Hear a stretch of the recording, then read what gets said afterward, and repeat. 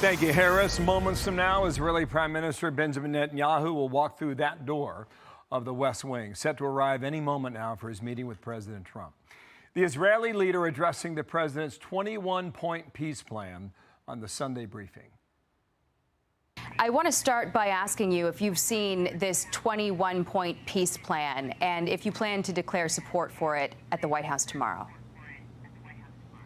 Well, we're working on it, Jackie. It's not been finalized yet, but we're working with President Trump's team, actually as we speak, and I hope we can make it a go because we want to free our hostages. We want to get rid of Hamas rule and have them disarmed, Gaza demilitarized, and a new future set up for Gazans and Israelis alike, and for the whole region.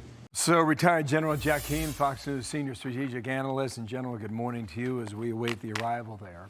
On Truth Social, the president said, "We have a real chance for greatness in the Middle East." He said, "All are on board for something special, first time ever. We will get it done, President DJT." Is this the moment, General?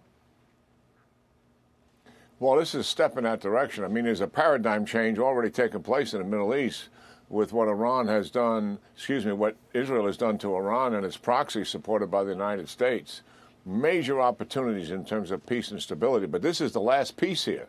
This is Hamas and the war in Gaza. And what is different than the previous deals, this is not just a hostage release for prisoner deal. This is a war termination deal. And that's what the president has insisted on, our president.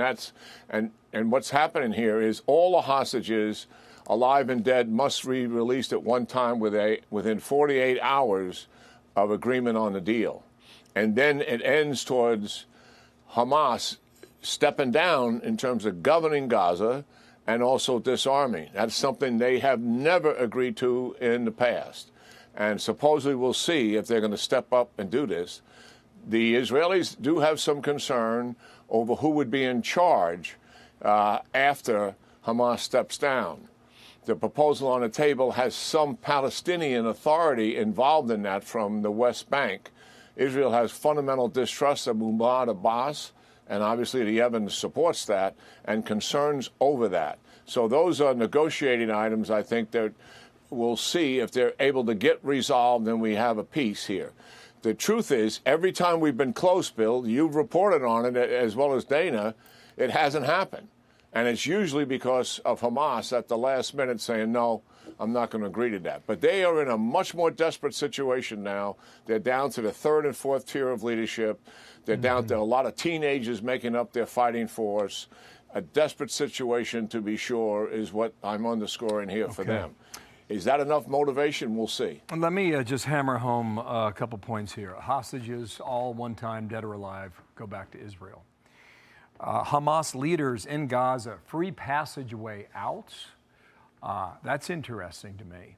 And this whole idea about the Palestinian Authority, Netanyahu has said that's a red line.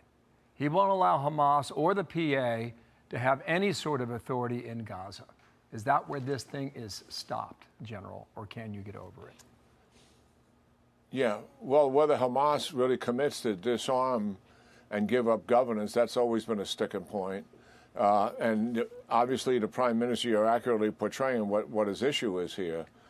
I think on the Israeli side, there is some negotiation room that likely could be worked out. We'll see. I'm more optimistic about this one than any of the others because clearly the pressure on both sides and, frankly, the President of the United States' strong involvement in the deal, in the specifics of it and bringing it together. I think that does make a difference here and why I have some optimism surrounding it. Thank you, General. Let's watch it together coming up next hour, okay?